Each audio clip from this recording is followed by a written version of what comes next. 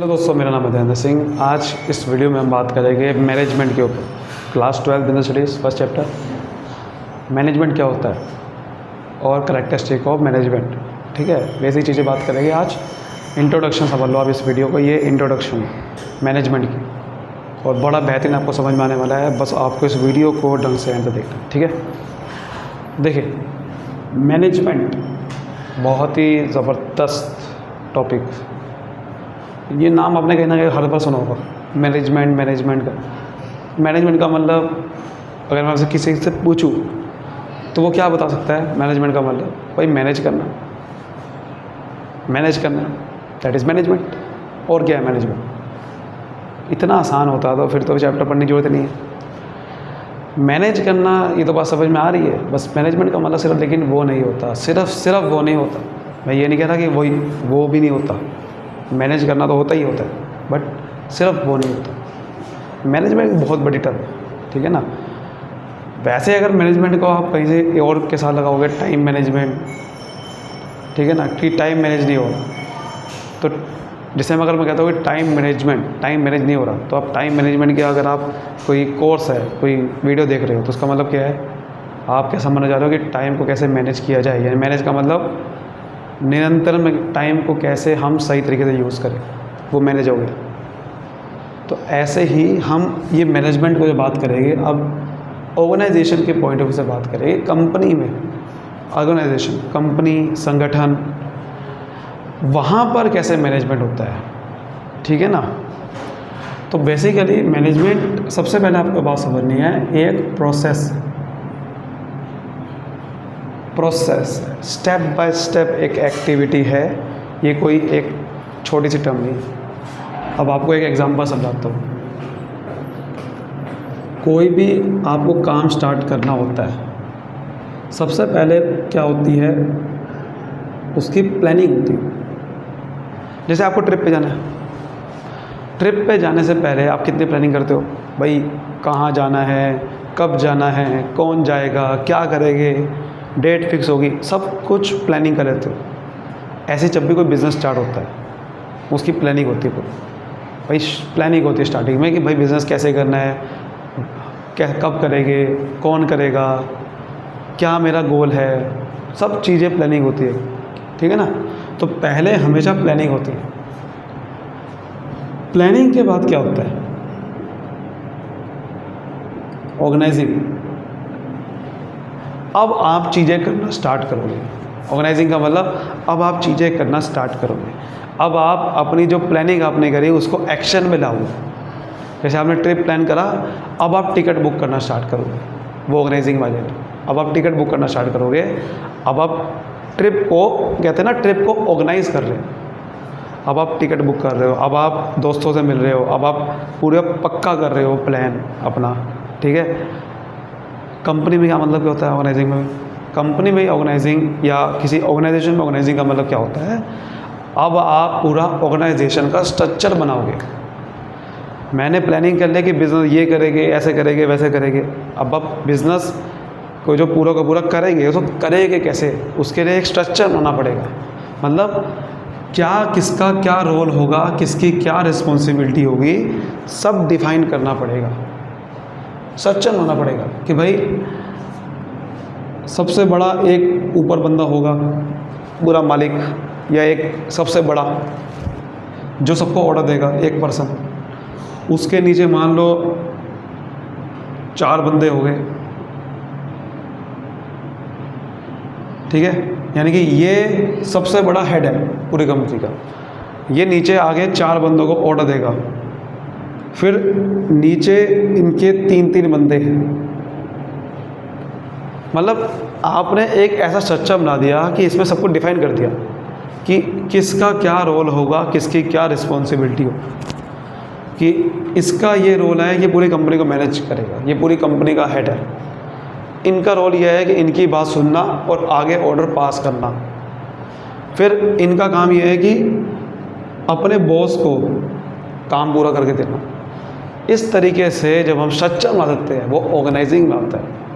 Organising में आता है। ऑर्गेनाइजिंग में आप चीज़ों को ऑर्गेनाइज कर देते हो कि भाई सब जगह किसका क्या प्लेस होगा, किसका क्या प्लेस होगा, सबको एक जगह पे रख देते हो, सही जगह पे, कि भाई आदमी का प्लेस क्या है वो रख दिया, ह्यूमन का क्या प्लेस है ये तो रख दिया, ऐसे ही फिजिकल रिसोर्सेज का क्या प्लेस होगा, ऐसे ही जितने भी मटेरियल है वो कहाँ होना चाहिए।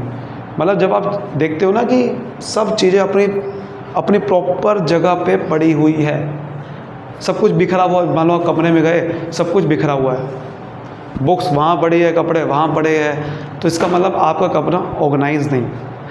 जब आपने प्रॉपर तरीके से अलमारी में जिसका जहाँ जगह है, जैसे होता है ना बुक का शेल्फ होता है कि भाई नाम लिखा हुआ है, ये इसकी जगह यहाँ है, ये बुक यहाँ, आपको सिंपल क्या करना है फिर, अब जैसे मान लो लाइब्रेरी में गए, अब आपको बुक्स ढूंढनी, अब लिखा हुआ ही नहीं कि भैया कोई कैटेगरी नहीं बना रखी कि ये बुक्स यहाँ पर इसकी ये कैटेगरी है, इसकी यहाँ कैटेगरी है। अब मुझे हिस्ट्री की बुक चाहिए तो मैं हिस्ट्री वाली कैटेगरी में जाऊँगा, वहाँ हिस्ट्री लिखा, सारी हिस्ट्री की बुक है, यहाँ ज्योग्राफी की बुक है, यहाँ अब सारे मिक्स कर दिया तो क्या होगा, वो ऑर्गेनाइजिंग नहीं। ऑर्गेनाइजिंग में क्या करते हैं, कैटेगरी बना देते हैं, प्रॉपर तरीके से सब चीज़ों को हर जगह पे जिसका क्या प्लेस है वो कर देते हैं। क्लियर हो रहा है बिल्कुल बड़े तरीके से।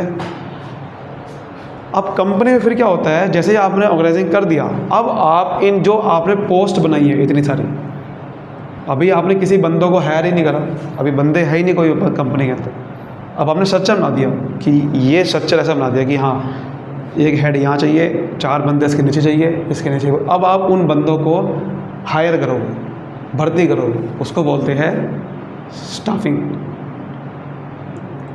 भर्ती।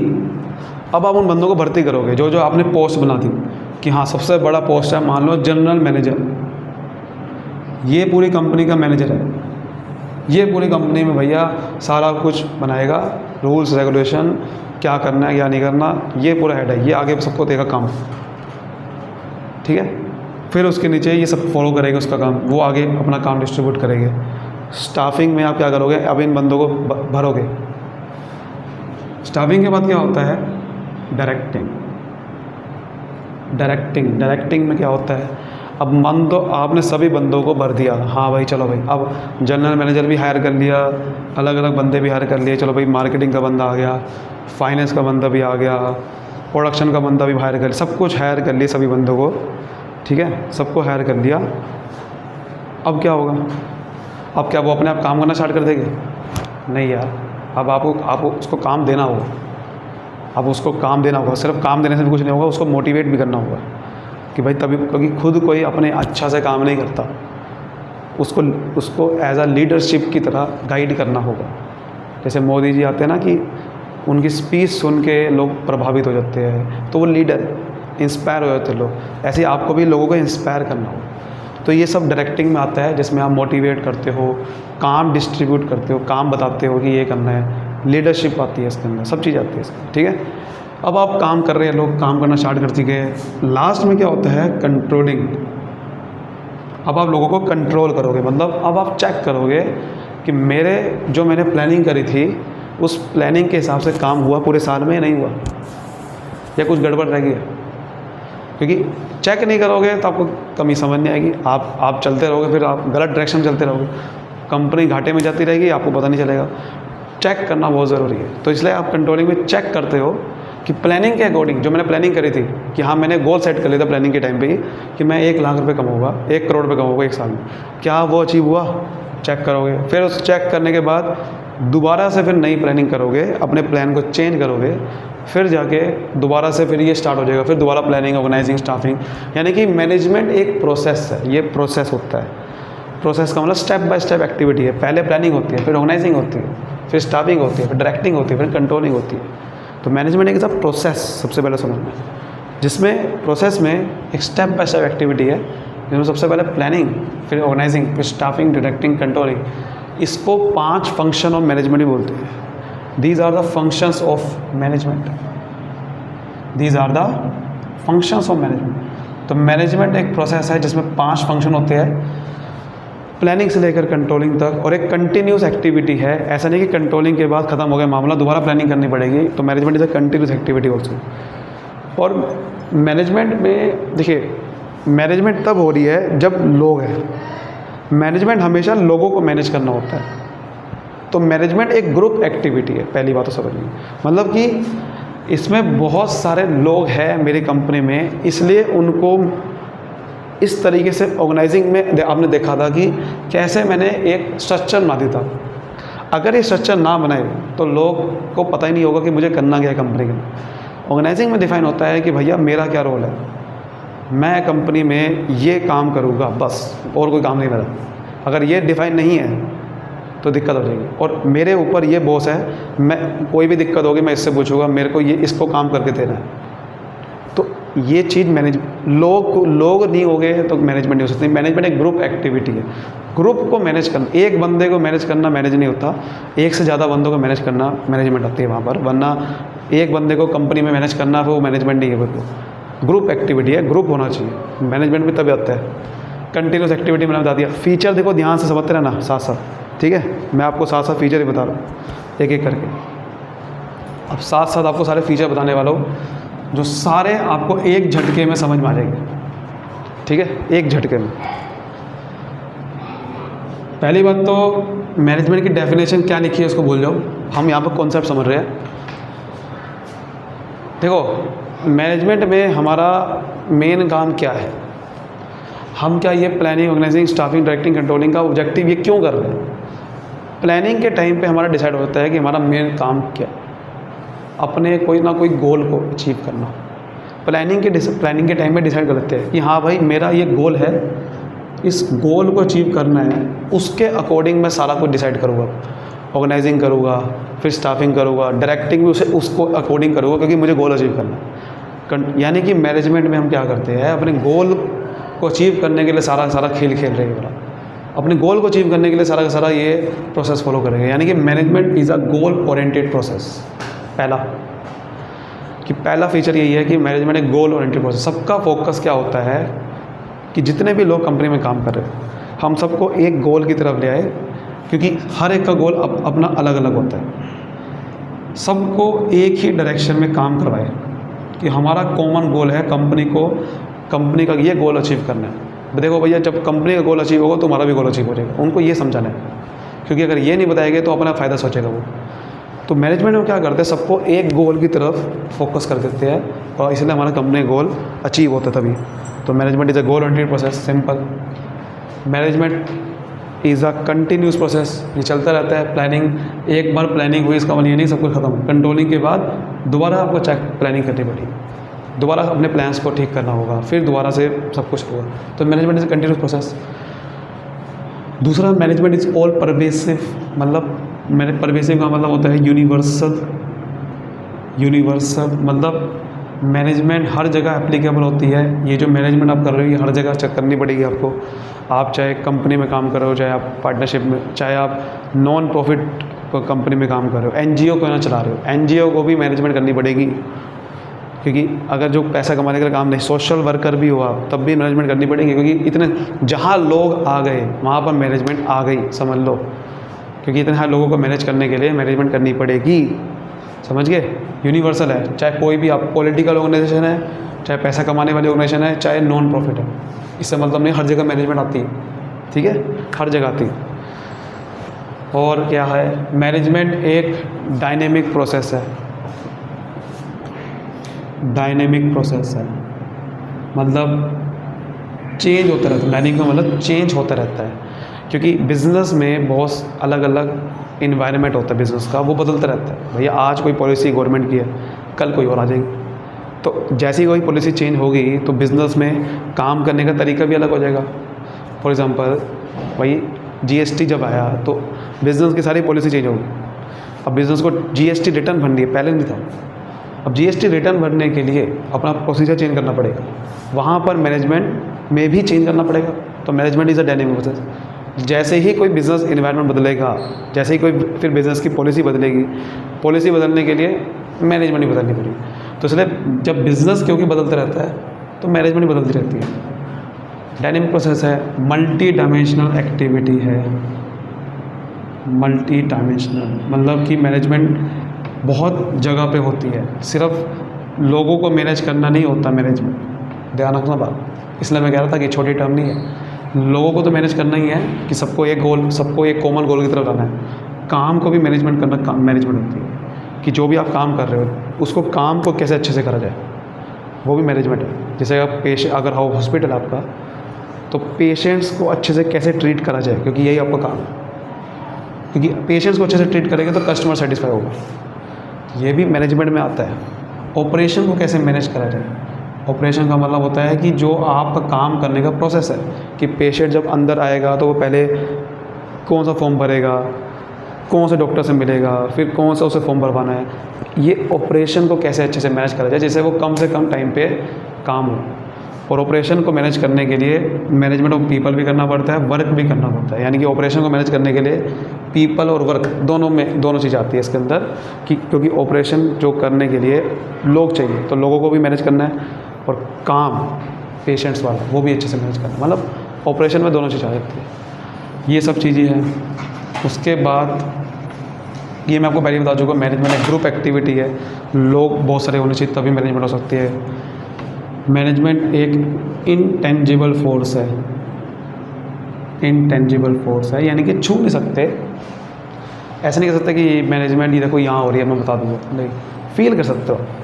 कि जैसे मैंने आपको बताया कि अगर कमरे में सब कुछ जो चीज़ जहाँ पर है वो वहाँ पड़ी हुई है, तो इसका मतलब अच्छे से मैनेजमेंट हो रही है। आप गए हॉस्पिटल में, आप गए कहीं पे कंपनी में, बहुत बढ़िया तरीके से आपको लग रहा है कि हाँ यार बहुत बेहतरीन तरीके से काम हो रहा है, यहाँ तो सबको अपना अपना रोल पता है, कि कन्फ्यूज़न नहीं है कुछ भी, सबको अपना रोल पता है, प्रॉपर तरीके से काम हो रहा है। अगर प्रॉपर तरीके से काम हो रहा है, सिस्टमेटिक तरीके से काम हो रहा है, समझ जाना वहाँ पर अच्छी मैनेजमेंट है। सिस्टमेटिक तरीके से काम नहीं हो रहा, कन्फ्यूज़न है, समझ जाना वहाँ मैनेजमेंट अच्छी नहीं। तो मैनेजमेंट में प्रॉपर तरीके से काम होता है, सिस्टमेटिक तरीके से काम फील कर सकते हो आप वहाँ पर हो रहा है कि नहीं हो रहा। दैट इज़ इंटेंजिबल फोर्स है। इसलिए समझ गए बात को, ये चीज़ है, ठीक है। तो ये सारे कुछ फंक्शन थे, ये सारे कुछ फीचर्स सॉरी मैनेजमेंट के। और उसके बाद एक छोटी सी अब डेफिनेशन भी समझ लेते हैं, तो आपको समझ में अच्छे से आ जाएगी कि भाई जो मैनेजमेंट को अगर डिफ़ाइन करना तो कैसे डिफ़ाइन कर सकते हैं। तो देखो मैनेजमेंट जैसे मैंने बताया है कि एक प्रोसेस है, तो management is a process of achieving goals, ठीक है ना। मैनेजमेंट इज़ अ गोल को अचीव करने के लिए सारा प्रोसेस हो रहा है, मैंने कुछ ऐसा बताया, या management is a process achieving goal, ठीक है ना। अचीविंग गोल कैसे, काम को इफ़ेक्टिवली करना एंड एफिशिएंटली, गोल को अचीव करना लोगों के थ्रू। पहली बात तो लोगों, इसलिए इसकी एक डेफिनेशन हो रहा है, management is the art of getting things done through others, कि लोगों को काम कैसे, लोगों से काम करवाने की कला, क्योंकि लोगों से तो काम करवाना है, उनको कैसे काम करवाया जाए उनसे, ताकि मेरा गोल अचीव हो जाए, यही तो मैनेजमेंट है। तो घुमा फिरा के अलग अलग डेफिनेशन है, सबका मतलब एक ही निकल रहा है कि गोल को अचीव करने के लिए अब लोगों से कैसे काम करा जाए। लेकिन लास्ट में एक लाइन लिखी होगी इफेक्टिवली और एफिशिएंटली, कि इफ़ेक्टिवली यानी कि इफ़ेक्टिवनेस से निकला है ये इफ़ेक्टिवली, और एफिशिएंसी निकला है एफिशिएंट निकला है एफिशिएंसी से। इफ़ेक्टिवली, इफ़ेक्टिवनेस का मतलब क्या होता है कि इफ़ेक्टिवनेस अगर कोई कहता है पर्सन है बहुत इफ़ेक्टिव, मतलब वो अपने गोल को अचीव कर पा रहा है, टारगेट को अचीव कर रहा है कम से कम टाइम में। अगर अपने टारगेट को अचीव कर रहा है with in the time, with in जो आपका टाइम फ्रेम है, तो इसका मतलब आप इफ़ेक्टिव। तो अगर कंपनी में आप अपने टारगेट को अचीव कर रहे हो तो you are working effectively, but साथ में एफिशिएंटली भी आपको होना पड़ेगा। एफिशिएंटली का मतलब, एफिशिएंसी का मतलब क्या होता है कि कम से कम एफर्ट में, कम से कम कॉस्ट में काम करना। अगर आप बहुत मेहनत से कोई गोल को अचीव कर भी रहे हो बट उसमें पैसा बहुत लग गया, कॉस्ट बहुत लग गई, तो उस टारगेट को अचीव करने का फ़ायदा नहीं है। आपने कोई प्रोडक्शन का टारगेट था 50 यूनिट बनानी है, आपने अचीव कर लिया, लेकिन खर्चे बहुत कर दिया आपने, तो आपने इफ़ेक्टिव तो हो, एफिशिएंट नहीं हो। तो एफिशिएंट का मतलब है कि कम से कम कॉस्ट में भी आपको काम को करना है, तब आप कह सकते हो कि हाँ आपने काम बहुत बड़े करा है, आपने टारगेट को अचीव भी करा है और कम कॉस्ट में भी करा है। तो इसलिए मैनेजमेंट का मतलब यही होता है कि आपने अपने गोल को अचीव करना है लोगों के थ्रू इफ़ेक्टिवली और एफिशिएंटली करना है, तब आप अच्छे से काम कर रहे हो। उम्मीद करता हूँ आपको बेसिक इंट्रोडक्शन समझ में आएगा। वीडियो को लाइक करें, सब्सक्राइब करें, शेयर कर दीजिए उन लोगों के साथ जिनको अच्छे समझ में नहीं आता है। Thank you so much, all the best.